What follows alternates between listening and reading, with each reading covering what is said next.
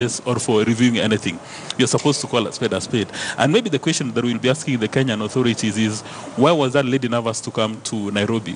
Did anybody indicate to her that she was not welcome in the city so that she can come and release her reports? And maybe making a progress, I hope that IBC at some stage will have the guts to do a post-mortem on this election, last year's election, right, and they can incorporate that report. Right. But again, two things stand out that we have not been able to resolve. That how do you stop an incumbent from using state resources for personal benefits at the expense of of the competition? And then number two, that report traces the NASA call for dialogue with the President Kenyatta.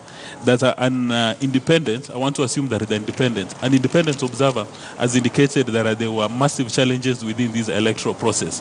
So I think this is a very good time for President Kenyatta to invite the NASA leadership so that they can sanitize the electoral process.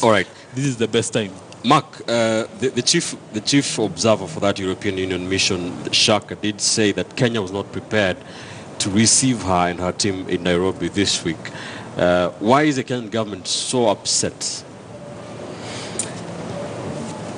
There is a developing ideology within the psyche of Kenya's political class that every time you're criticized, it means you are being ostracized. And there's a difference.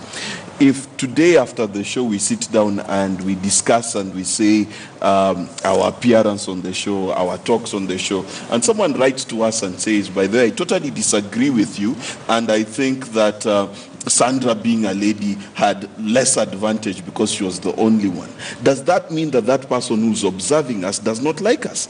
And this is the sensitivities that I think we as a nation need to get above of. Number one, a lot of what is said in that report is reflective of Kenya as a society. We have bad manners. We stop people from going to the ballot boxes, and we do not want the West to talk about it. We were quite acrimonious, by the way, in how we handled the whole cancellation of the elections. NASA was acrimonious before in saying we even know they will not give us the ruling that we want. They talked badly. They even wanted to have demonstrations against the Supreme Court. After that, it turned on their side. Then after the 26th ruling again, they turned against the same Supreme Court, and now Jubilee is praising the Supreme Court. This is the definition of bad manners, where based on what an institution gives me, we give it praise. So as a person, I think honestly that the government is overreacting on this one.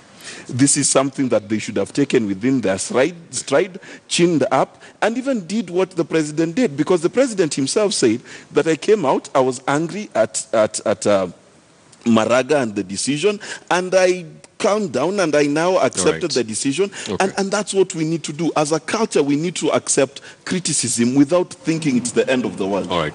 Eddie, do these reports by election observer missions have any impact whatsoever? And is this the right time and channel for President Uhuru Kenyatta to call Raila Odinga for dialogue? First of all, I see duality in this report. Duality in tone, duality in content, and duality in communication of the essence of it. The EU observer mission gave a comprehensive statement after the 8th August election, which somehow sanitized a lot of processes, right, that led to that election, and somehow praised, in general, the happenings or the electoral process in our country. Right now, we see a different tone of the entire report. What does this mean? To me, it is more about EU trying to be responsible and accountable to its own citizens, its own taxpayers. It doesn't target us as such. But be it as it may, we need to then look at it from this country, that who are the key stakeholders that this does speak to. In my mind, there are three. One is NASA. I don't see it as a big impact to NASA, because NASA, in the position that it finds itself in today, as a political organization or alliance, then just means that it has opportunities for writing a response, or even sending another ambassador or any sort of person who can go to the EU and explain its own position, especially with sometimes the things that have been alleged that NASA did. Right. The second stakeholder is the IBC.